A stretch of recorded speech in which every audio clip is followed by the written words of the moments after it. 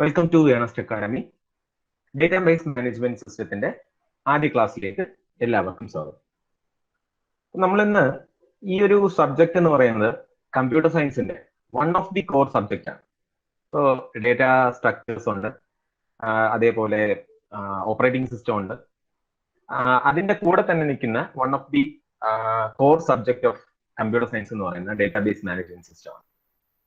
നിങ്ങൾക്കറിയാം, ഗേറ്റിന് അപ്ലൈ ചെയ്യുന്നവരും അതേപോലെ UGC നെറ്റ് അപ്ലൈ ചെയ്യുന്നവരായിരുന്നാലും ISR എക്സാമിന് പ്രിപ്പയർ ചെയ്യുന്നവരായിരുന്നാലും ഈവൻ കേരള PSCക്ക് പ്രിപ്പയർ ചെയ്യുന്നവരായിരുന്നാലും ഈ ഒരു സബ്ജക്ട് കോർ സബ്ജക്ട്സ് വളരെ ഇമ്പോർട്ടന്റ് ആയിട്ട് തന്നെ നോക്കേണ്ട കാര്യമുണ്ട്. കാരണം അതിൽ നിന്നും നമുക്ക് മാക്സിമം ക്വസ്റ്റ്യൻസ് കിട്ടാനുള്ള ചാൻസസ് ഉണ്ട്.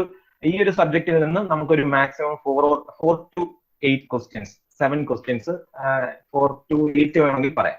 8 ക്വസ്റ്റ്യൻസ് നമുക്ക് കിട്ടാൻ ചാൻസ് ഉണ്ട്.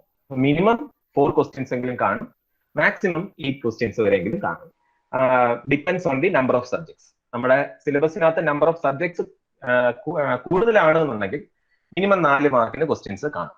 അല്ലാന്നുണ്ടെങ്കിൽ നമ്പർ ഓഫ് സബ്ജക്ട്സ് കുറവാണെന്നുണ്ടെങ്കിൽ ഇതിൽ നിന്ന് നമുക്ക് 8 ക്വസ്റ്റ്യൻസ് വരെ പ്രതീക്ഷിക്കാം.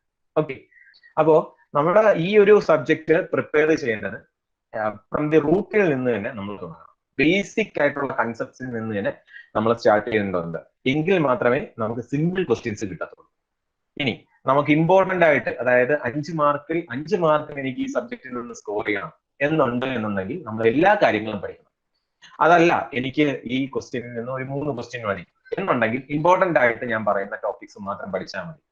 അതല്ല, എനിക്ക് ഡിഫിക്കൽട്ട് ആയിട്ടുള്ള ക്വസ്റ്റ്യൻസ് ആൻസർ ചെയ്യണം എന്നുണ്ടെങ്കിൽ നമ്മൾ നേരത്തെ പറഞ്ഞ പോലെ എല്ലാ കാര്യങ്ങളും പഠിച്ചാൽ മാത്രമേ നമുക്ക് എന്ത് ചെയ്യാൻ പറ്റുള്ളൂ, ഡിഫിക്കൽട്ട് ആയിട്ടുള്ള ക്വസ്റ്റ്യൻസ് നമുക്ക് ചെയ്യാൻ പറ്റത്തുള്ളൂ.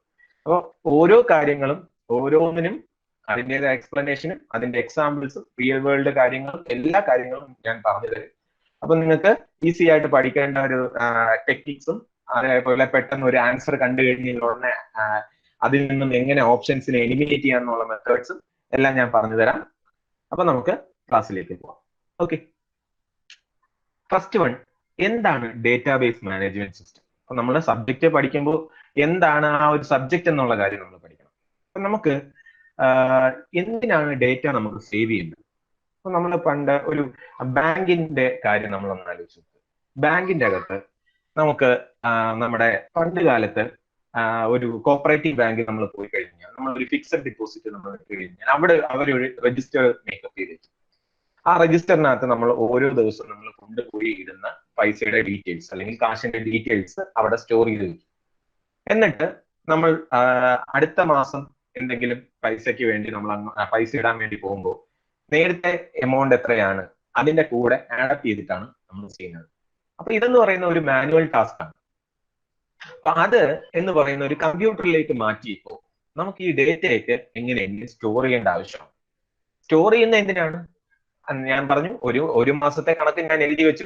അടുത്ത മാസം ഞാൻ ചെയ്യുമ്പോൾ കഴിഞ്ഞ മാസത്തിന്റെ കൂടെ ആഡ് ഓൺ ആണ് ചെയ്യുന്നത്. ഓക്കെ, അല്ലെങ്കിൽ ഞാൻ പൈസ എടുക്കുകയാണെന്നുണ്ടെങ്കിൽ കുറെയാണ് വേണ്ടത്. അപ്പൊ എനിക്ക് എന്ത് വേണം? കുറച്ച് ഡേറ്റാസ് നമ്മൾ എന്ത് ചെയ്യണം?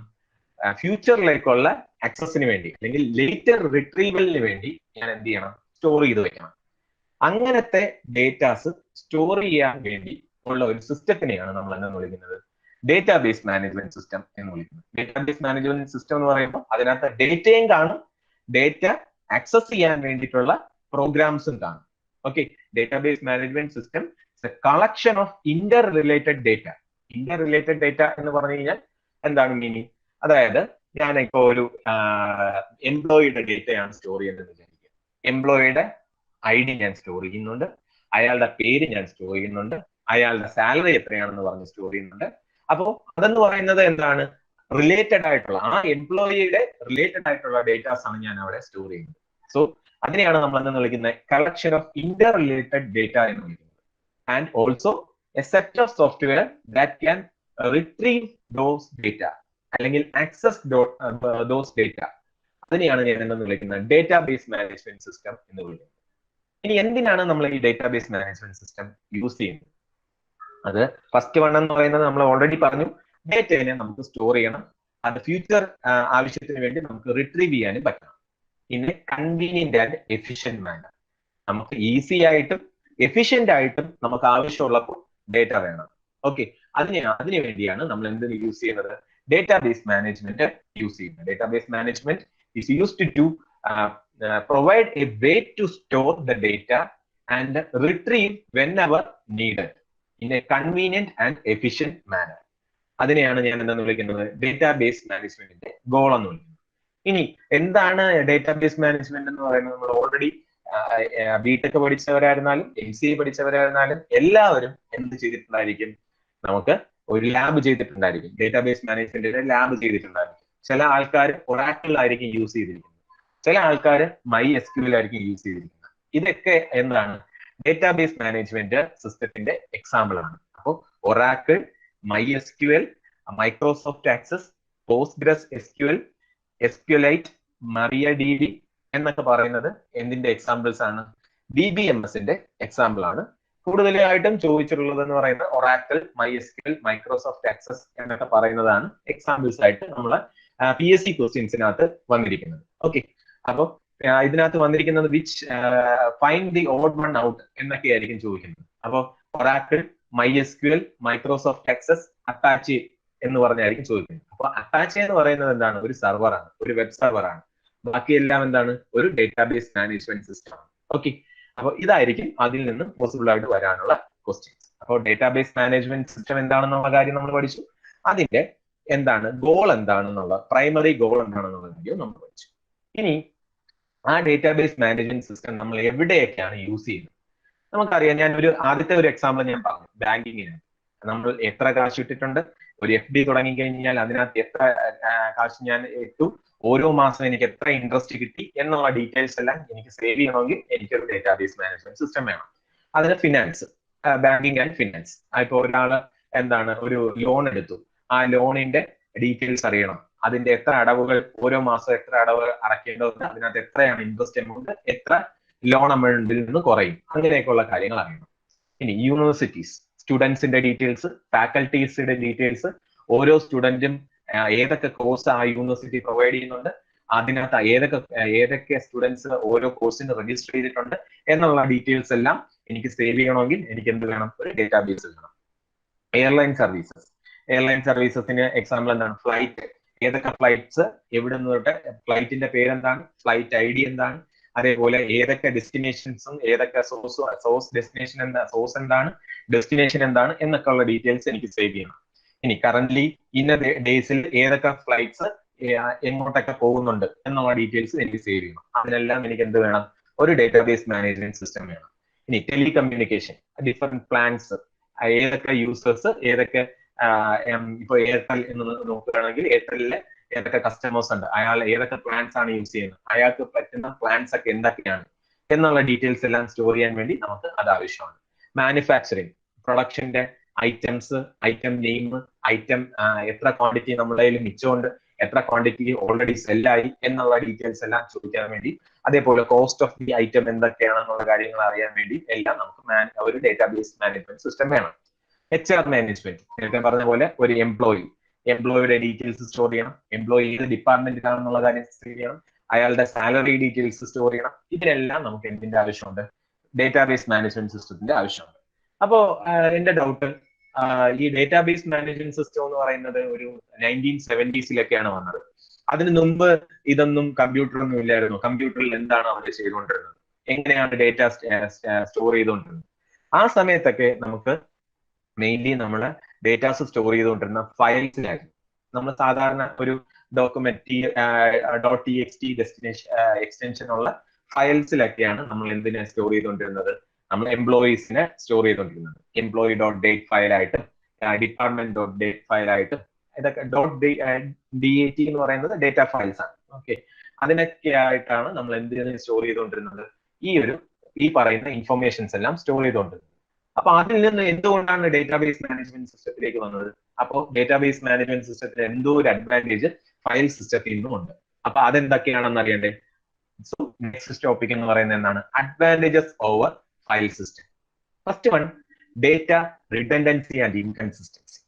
എന്താണ് ഡേറ്റ റിഡൻഡൻസി ആൻഡ് ഇൻകൺസിസ്റ്റൻസി എന്ന് പറയുന്നത്? ഞാനാണെങ്കിൽ ഒരു സ്റ്റുഡന്റ്, എന്റെ ഇപ്പോ ഏണസ്റ്റില് ഈ ഒരു കോഴ്സ് പഠിക്കാൻ വേണ്ടി എത്ര സ്റ്റുഡൻസ് ഉണ്ട്?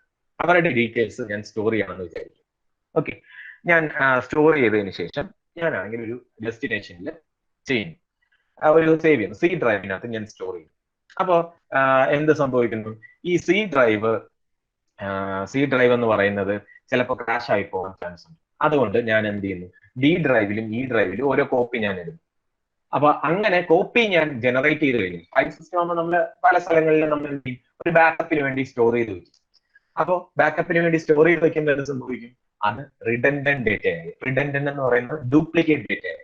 സെയിം കാര്യങ്ങളല്ലേ അതിനകത്ത് കിടക്കുന്നത്, 3 ഫയലിനകത്ത് കിടക്കുന്ന സെയിം ഡേറ്റ. അപ്പൊ ഞാൻ ഇന്നാണ് ക്രിയേറ്റ് ചെയ്തത്. അപ്പൊ ഇന്ന് ഞാൻ ജോയിൻ ചെയ്ത എല്ലാവരുടെ ഡീറ്റെയിൽസുമാണ് അതിനകത്ത് ചെയ്തിരിക്കുന്നത്. അപ്പോ ഇത് അറിഞ്ഞുകൂടാത്ത ഒരാൾ, ഓക്കെ, ഇത് അറിഞ്ഞുകൂടാത്ത ഒരാൾ നാളെ വരുന്നു. നാളെ ഈ ഒരു ഫയലിനെ ഹാൻഡിൽ ചെയ്യാൻ വേണ്ടി വരികയാണ്. അപ്പൊ നാളെ ഒരു 5 പേര് പുതിയതായിട്ട് വന്നു. അപ്പോൾ പുതിയതായിട്ട് 5 പേരും കൂടെ വന്നു. അപ്പോൾ ഞാൻ എന്ത് ചെയ്യണം, ഈ ഫയലിനകത്ത് ആഡ് ചെയ്യണം. അപ്പോൾ അയാൾ എന്ത് ചെയ്തു, അയാൾ സി ഡ്രൈവ് തുറന്നപ്പോൾ ഇങ്ങനെ ഒരു ഫയൽ കിടക്കുന്നുണ്ട്. അയാൾ എന്ത് ചെയ്യുന്നു, 5 ഫയല് 5 പേരുടെ ഡീറ്റെയിൽസും കൂടെ ആഡ് ചെയ്യുന്നു.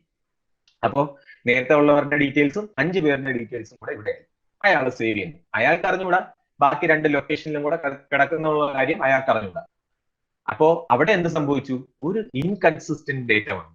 അതായത് സി ഡ്രൈവിലുള്ളതും ഡി ഡ്രൈവിലുള്ളതും അതേപോലെ ഇ ഡ്രൈവിലുള്ളതും സെയിം ഡേറ്റയാണോ? അല്ല. ഇനി വേറൊരു ദിവസം ഒരാൾ ഇ ഡ്രൈവിലുള്ള ഡേറ്റ എടുത്താണ് 5 പേരെ ആഡ് ചെയ്തത്, അല്ലെങ്കിൽ 10 പേരെ ആഡ് ചെയ്തത്. അപ്പൊ അവിടെയും എന്ത് സംഭവിച്ചു, 3 ലൊക്കേഷനിൽ കിടക്കുന്ന ഡിഫറെന്റ് ഡേറ്റയാണ്.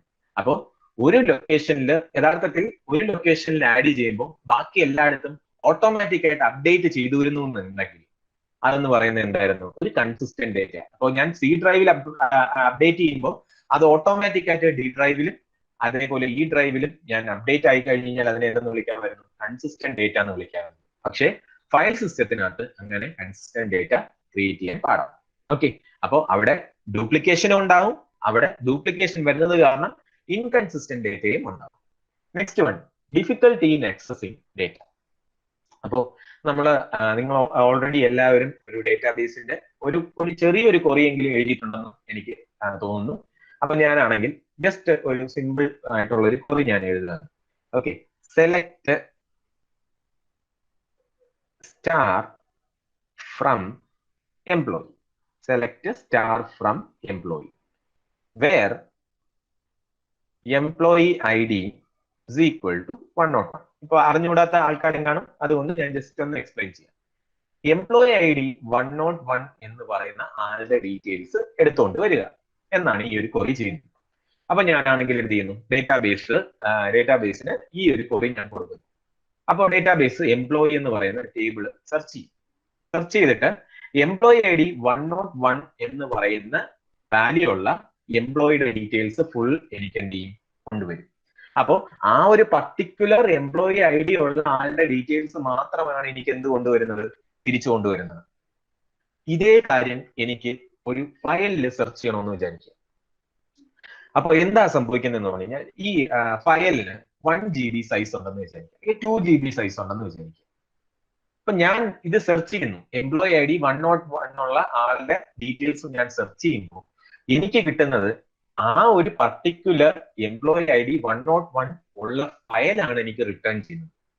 അപ്പൊ എനിക്ക് എന്ത് ചെയ്യണം, എനിക്ക് റിട്ടേൺ ചെയ്യുന്ന സാധനം എന്ന് പറയുന്നത് 2 GB ഫയലാണ് എനിക്ക് റിട്ടേൺ ചെയ്യുന്നത്, അല്ലാതെ ആ ഒരു പർട്ടിക്കുലർ റെക്കോർഡ് അല്ല ഫയൽ സിസ്റ്റത്തിനകത്ത് എനിക്ക് റിട്ടേൺ ചെയ്യുന്നത്. അതുകൊണ്ടാണ് അത് ഡിഫിക്കൽട്ടി ഇൻ ആക്സസ് എന്ന് പറയുന്നത്. ഇനി ഇന്റഗ്രിറ്റി പ്രോബ്ലം എന്ന് പറഞ്ഞു കഴിഞ്ഞാൽ എന്താണ്? അപ്പൊ നമ്മൾ 2 എണ്ണം പഠിച്ചു. ഒന്ന് ഡേറ്റ റിഡൻഡൻസി പഠിച്ചു, ദെൻ ഇൻകൺസിസ്റ്റൻസി പഠിച്ചു, ദെൻ ഡിഫിക്കൽട്ടി ഇൻ ആക്സസും പഠിച്ചു. Next one, integrity problem. Integrity problem എന്ന് പറഞ്ഞു കഴിഞ്ഞാൽ എന്താണ്? നമുക്ക് ചില കാര്യങ്ങളെല്ലാം ചില കണ്ടീഷൻ ചെക്ക് കഴിഞ്ഞിട്ട് വേണം എനിക്ക് എന്ത് ചെയ്യാൻ, ഡേറ്റാബേസിനകത്തോട്ട് സ്റ്റോർ ചെയ്യാൻ. സേ ഫോർ എക്സാമ്പിൾ, ഒരു ആളുടെ ഏജ് എൻട്രി ചെയ്യാൻ പറയുന്നു. ഏജ് എൻട്രി ചെയ്യാൻ പറയുമ്പോൾ അയാളാണെങ്കിൽ -20 എന്ന് പറഞ്ഞൊരു വാല്യൂ ഉണ്ട്. -20 എന്ന് പറയുന്ന വാല്യൂ എന്ന് പറയുന്നത് എന്താണ്? ഒരു ഏജ്, ഒരു വാലിഡ് ആയിട്ടുള്ള ഒരു ഏജ് ആണ്. അതെന്ന് പറയുന്നത് നമുക്കറിയാം, എപ്പോഴും ഏജ് എന്ന് പറയുന്നത് എന്തായിരിക്കും, ഒരു പോസിറ്റീവ് വാല്യൂ ആയിരിക്കും. 0യെ കാട്ടി ഒരു ഉയർന്ന ഒരു വാല്യൂ ആയിരിക്കും എന്ന് വിളിക്കുന്നത് ഒരു ഏജ് എന്ന് പറയുന്നത്. അതേപോലെ 120യെ കാട്ടി ഒരു ലെസ് ദാൻ ആയിട്ടുള്ള ഒരു വാല്യൂ ആയിരിക്കും. നമ്മൾ നോർമലി കണ്ടീഷനൊക്കെ എഴുതുന്നത് അങ്ങനെയായിരിക്കും. അപ്പോൾ ഇങ്ങനെയുള്ള ഒരു വാല്യൂ ആയിരുന്നു ഏജ് എന്ന് പറയുന്നത്. പക്ഷെ യൂസർ ആണെങ്കിൽ കൊടുത്തത് -20. അങ്ങനെയാണെങ്കിൽ ഡേറ്റാബേസിനകത്ത് എൻട്രി ചെയ്യാൻ സമ്മതിക്കേണ്ടതുണ്ടോ? ഇല്ല. അപ്പൊ ഡേറ്റാബേസ് ആണെങ്കിൽ നമുക്ക് അങ്ങനത്തെ ചില കൺസ്ട്രെയിൻസ് ഒക്കെ നമുക്ക് കൊണ്ടുവരാൻ പറ്റും.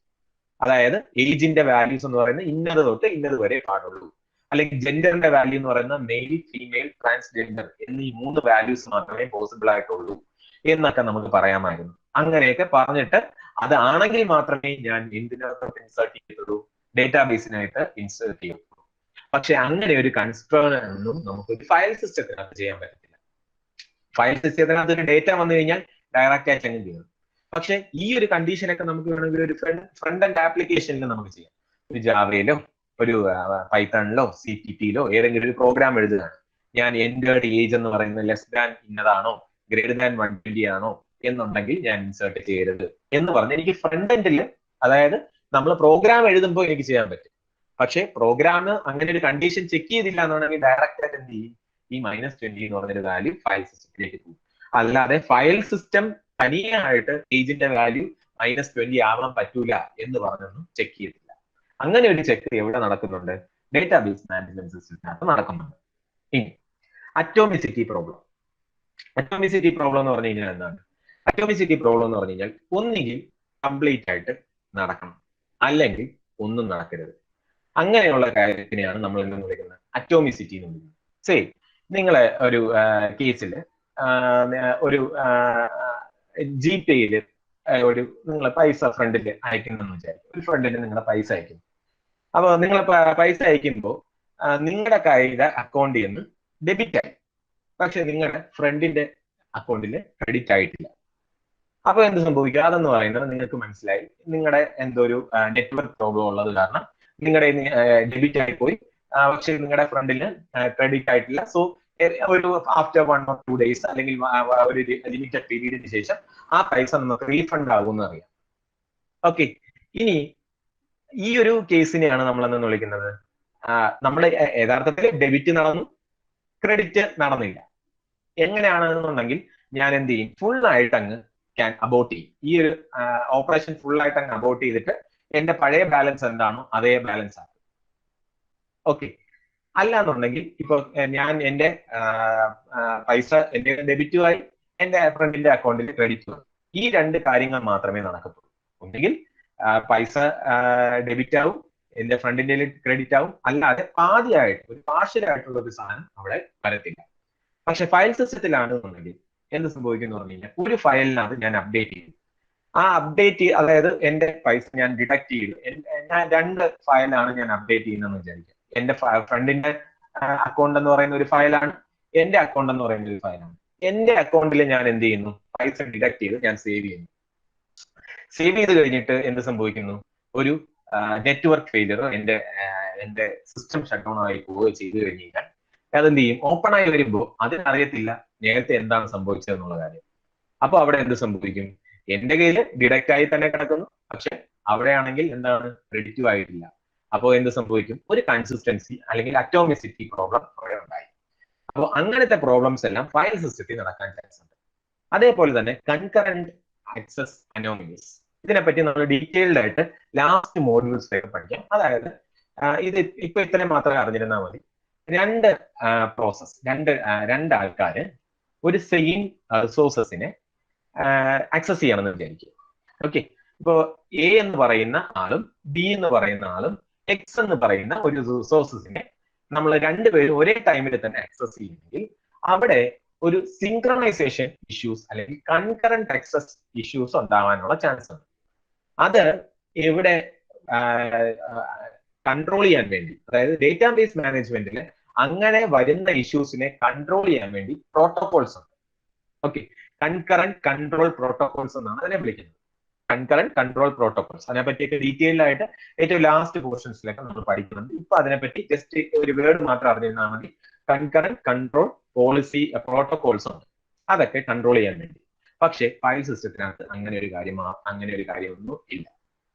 അതെന്ന് പറയുന്നത് ഒരു ഡിസഡ്വാൻറ്റേജ് ആണ്. Next one, security problem. എന്താണ് സെക്യൂരിറ്റി പ്രോബ്ലം? ഞാനാണെങ്കിൽ ഒരു നമ്മുടെ ഇന്റേണൽ അസസ്മെന്റിന് വേണ്ടിയിട്ടുള്ള ഒരു ഫയൽ ഉണ്ടെന്ന് വിചാരിക്കുക. ആ ഫയലിനകത്ത് ഞാനാണെങ്കിൽ ഒരു ഫയലായിട്ടാണ് സ്റ്റോർ ചെയ്തതെങ്കിൽ അതിന്റെ പെർമിഷൻ ഉണ്ട് എന്നുണ്ടെങ്കിൽ ഏത് യൂസറിനും അതിന്റെ വാല്യൂസ് ചേഞ്ച് ചെയ്യാൻ പറ്റും. ടീച്ചേഴ്സിനെല്ലാം ഒരു പെർമിഷനാണ് നമ്മൾ കൊടുത്തതെന്ന് വിചാരിക്കുക.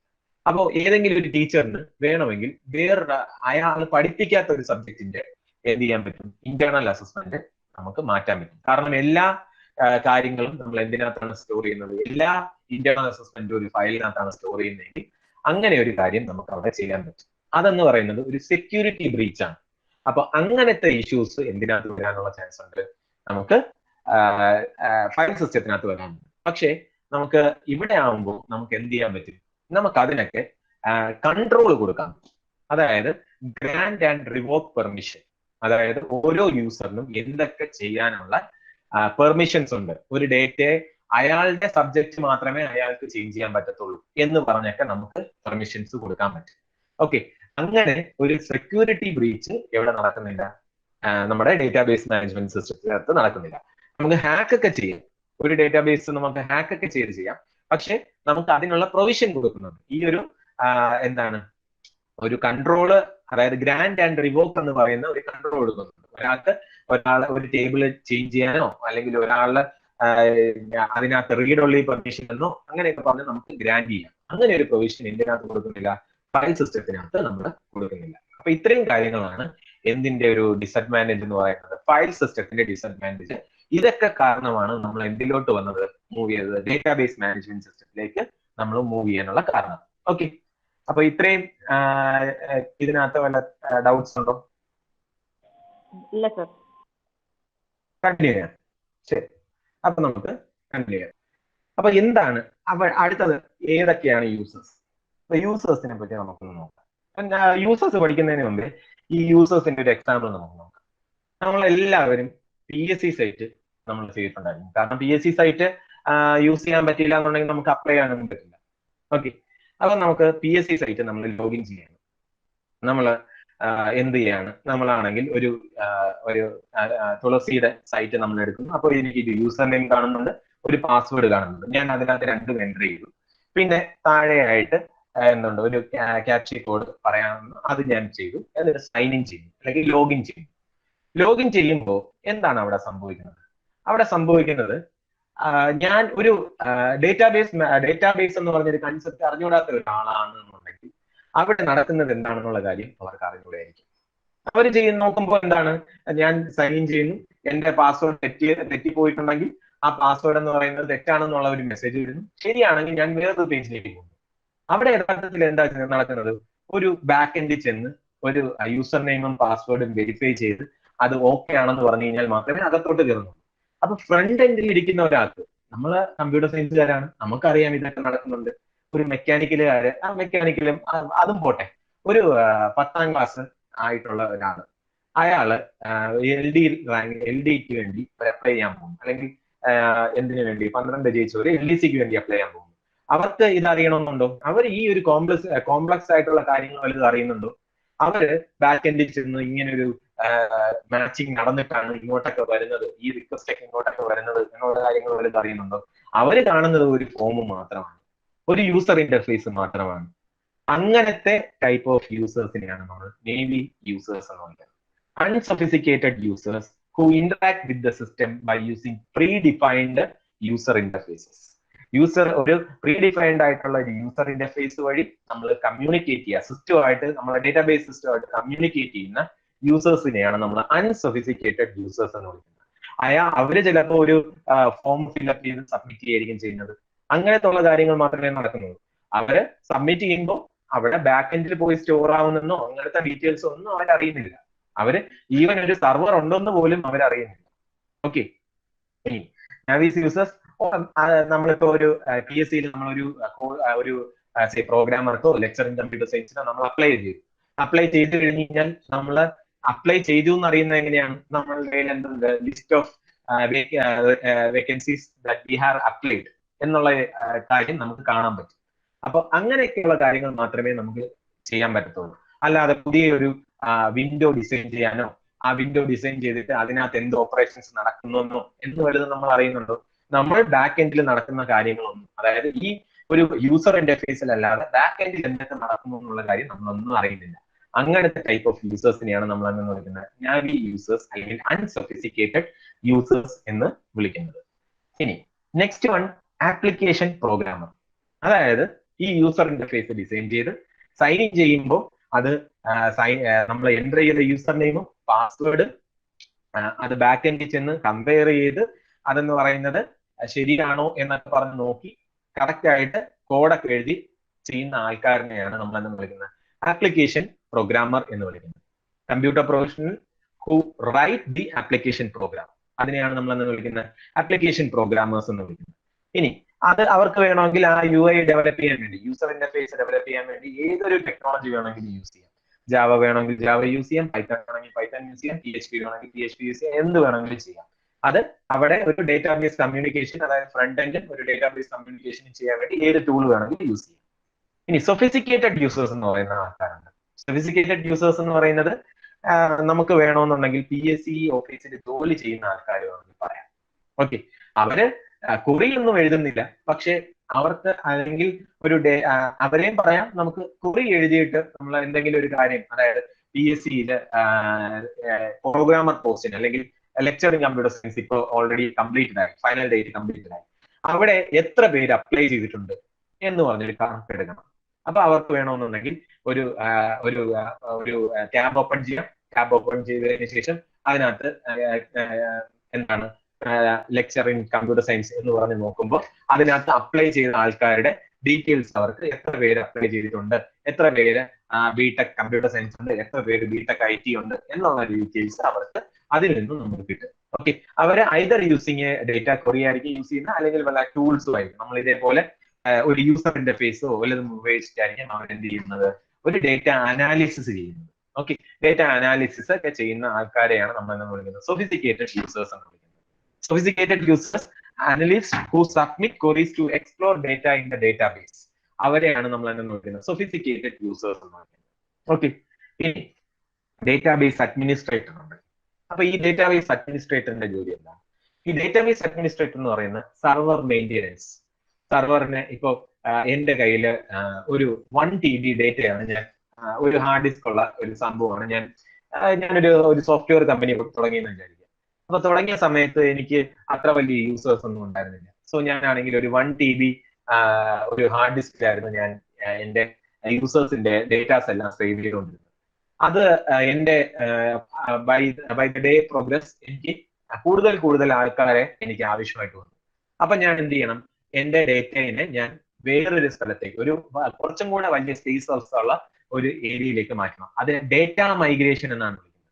അപ്പൊ ഈ ഡേറ്റ മൈഗ്രേഷൻ ചെയ്യുന്നത് അങ്ങനത്തെ, അതായത് ഒരു ടേബിളിന്റെ ക്രിയേഷൻ, അതായത് എപ്പോഴും സാധാരണ നമ്മൾ ലാബിലൊക്കെ ചെയ്യുന്നത് ഡേറ്റ ക്രിയേഷൻ തൊട്ട് ഇൻസേർഷൻ തൊട്ട് അപ്ഡേഷൻ തൊട്ട് ഡിലീറ്റ് വരെ നമ്മളാണ് എല്ലാം ചെയ്യുന്നത്. പക്ഷെ എന്താണ്, ഒരു കമ്പനിയിലൊക്കെ നിങ്ങൾ ജോലിക്ക് പോയി കഴിഞ്ഞു കഴിഞ്ഞാൽ നമുക്ക് ഡേറ്റാബേസിനകത്ത് നമുക്ക് ചില ആക്സസ് പെർമിഷൻസ് തരും. ഓക്കെ, നമുക്ക് ചില ടേബിളിൽ നിന്ന് നമുക്ക് സെലക്ട് ക്വറീസ് മാത്രമേ നമുക്ക് എടുക്കാൻ പറ്റത്തുള്ളൂ. അവിടെ നമുക്ക് ഇൻസേർട്ട് ചെയ്യാനൊന്നും പറ്റത്തില്ല. ചില ആൾക്കാർക്ക് ഇൻസേർട്ട് പെർമിഷൻ കൊടുക്കും, പക്ഷെ അപ്ഡേറ്റ് ചെയ്യാനുള്ള പെർമിഷൻ കൊടുക്കത്തില്ല. പക്ഷെ ഇതെല്ലാം കൂടെ ഉള്ള ഒരു റൂട്ട് യൂസർ എന്ന് പറയുന്ന, ഡേറ്റാബേസിന്റെ ഒരു റൂട്ട് യൂസർ എന്ന് പറയുന്ന ആളിനെയാണ് നമ്മൾ വിളിക്കുന്നത് അഡ്മിനിസ്ട്രേറ്റർ എന്ന് വിളിക്കുന്നത്. The person who has the central control over the system, അയാളെയാണ് ഞാൻ എന്ന് വിളിക്കുന്നത് ഡേറ്റാബേസ് അഡ്മിനിസ്ട്രേറ്റർ എന്ന് വിളിക്കുന്നത്. DBA. ഒരിക്കൽ DBA എന്ന് പറയുന്നതിന്റെ ഫുൾ ഫോം ചോദിച്ചിട്ടുണ്ട് ഒരു PSC question.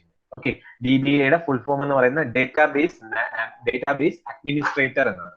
Database administrator. So what are the functions of a database administrator? Schema definition, അതായത് നമ്മുടെ ടേബിളിന്റെയും എത്ര ടേബിൾസ് വേണം, ആ ടേബിൾസിനകത്ത് എന്തൊക്കെ കാര്യങ്ങളാണുള്ളത്, അത് ഏതൊക്കെ അട്രിബ്യൂട്ട്സ് ഉണ്ട്, ഏതൊക്കെയാണ് അതിന്റെ വാല്യൂസ്, അല്ലെങ്കിൽ അതിന്റെ റേഞ്ച് എന്താണ്, അതൊക്കെ നമുക്ക് കുറച്ച് കഴിയുമ്പോൾ നമുക്ക് ഇതിനെ പറ്റിയൊക്കെ സ്കീമ ഡെഫിനിഷൻ എന്താണെന്നുള്ള കാര്യം പറഞ്ഞുതരാം. ദെൻ ആക്സസ് മെത്തേഡ് ഞാൻ ഓൾറെഡി പറഞ്ഞു. ഒരാൾക്ക് ആർക്കൊക്കെയാണ് ഇൻസേർട്ട് ചെയ്യാനുള്ള പെർമിഷൻ, അല്ലെങ്കിൽ അപ്ഡേറ്റ് ചെയ്യാനുള്ള പെർമിഷൻ, സെലക്ട് ചെയ്യാനുള്ള പെർമിഷൻ, അതൊക്കെയുള്ള കാര്യം. സ്റ്റോറേജ് സ്ട്രക്ചർ, ഡേറ്റ മൈഗ്രേഷന്റെ സമയത്തും അങ്ങനെയൊക്കെയുള്ള കാര്യങ്ങളെല്ലാം സ്ട്രക്ചർ എങ്ങനെയാണ്, നമ്മൾ സ്റ്റോറേജ് സ്ട്രക്ചർ എങ്ങനെയായിരിക്കണം വേണ്ടത് എന്നുള്ള കാര്യങ്ങളെല്ലാം ഡിസൈഡ് ചെയ്യുന്ന ആരാണ്? DBA ആണ്. ഇനി schema and physical organisation and modification, അത് അതായത് സ്കീമ എന്താണെന്നുള്ള കാര്യം നമുക്ക് അറിയാം. അതായത് നമ്മൾ പഠിക്കുന്നുണ്ട്, അതിന്റെ ആർക്കിടെക്ചർ പഠിക്കുമ്പോൾ അതിനെ പറ്റി പഠിക്കാം. സ്കീമ ആൻഡ് ഫിസിക്കൽ ഓർഗനൈസേഷൻ, ഒരു ഡേറ്റാബേസിന്റെ ആർക്കിടെക്ചർ എങ്ങനെയാണ് എന്നുള്ള കാര്യങ്ങളെല്ലാം ഡിസൈഡ് ചെയ്യുന്നത് ഡേറ്റാബേസ് അഡ്മിനിസ്ട്രേറ്റർ ആണ്. ആർക്കൊക്കെ ഗ്രാൻഡ് ചെയ്യണം, ആക്സസ് ഗ്രാൻഡ് ചെയ്യണം, ഏതൊക്കെ ആൾക്കാർക്ക് ഡേറ്റ കാണാനുള്ള കഴിവുണ്ട്, അത് അപ്ഡേറ്റ് ചെയ്യാനുള്ള കഴിവുണ്ട് എന്നുള്ള കാര്യങ്ങളെല്ലാം മെയിൻ്റെനൻസ്. അതായത് ഒരു ഡേറ്റാബേസിന്റെ സൈസ് തീർന്നു, അത് വേറെ എങ്ങോട്ടെങ്കിലും നമുക്ക് മൂവ് ചെയ്യണം, അല്ലെങ്കിൽ ഒരു ഇഷ്യൂ ഉണ്ട്, അതായത് നമ്മളിപ്പോ ഒരു അതായത് ഒരു കമ്പ്യൂട്ടർ ഡേറ്റാബേസിൽ അറ്റ് എ ടൈം ഇത്ര പേർക്ക് മാത്രമേ ആക്സസ് ചെയ്യാൻ പറ്റുള്ളൂ എന്നുണ്ട്. Number of users at an instance എന്ന് പറയുന്ന ഒരു പ്രോപ്പർട്ടി ഉണ്ട്. അതൊക്കെ നമ്മളൊരു സ്ക്രിപ്റ്റിനകത്താണ് നമ്മൾ എഴുതി വെച്ചിരിക്കുന്നത്.